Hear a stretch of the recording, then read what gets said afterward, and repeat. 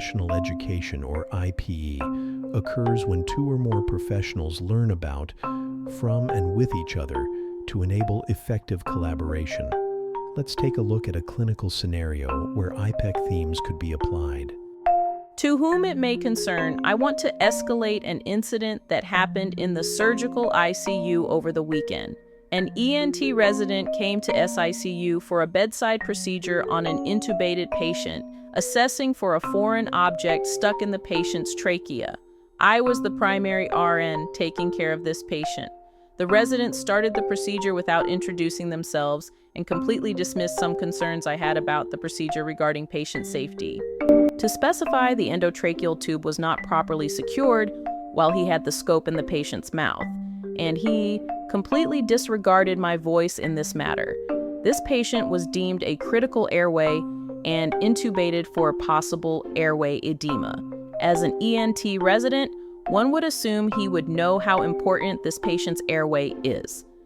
Secondly, I also informed him that he should roll a towel and place it under the patient's neck to give him better access to the airway.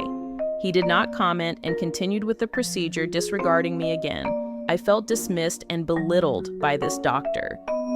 The SICU attending on for the weekend was also at the bedside during this procedure. At one point, she was trying to direct the ENT resident not to injure the patient's teeth. He became angry and quick to respond, yelling, "I'm not on the teeth." His attitude towards the nursing staff, his fellow residents, and the SICU attending was uncalled for and inappropriate.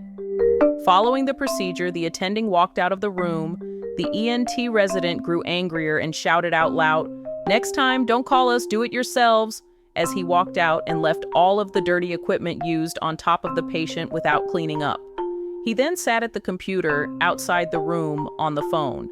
The ICU attending approached him to debrief on the situation. The ENT resident then screamed at her, saying, "Don't ever talk to me like this again."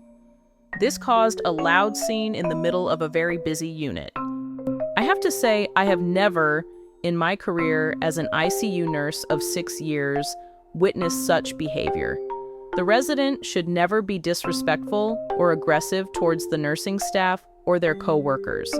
The resident was not open to any feedback or suggestions from the nursing staff or his attending. This is unsafe and not how we practice.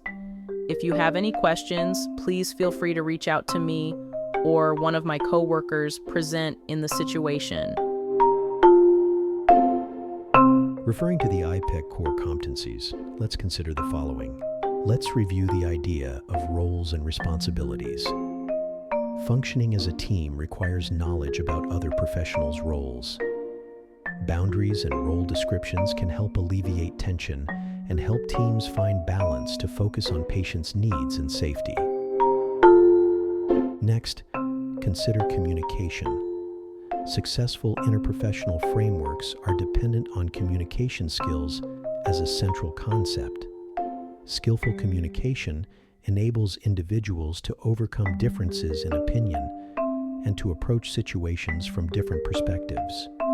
Collaboration and teamwork are the cornerstones of any team. Teams cannot function effectively without collaboration.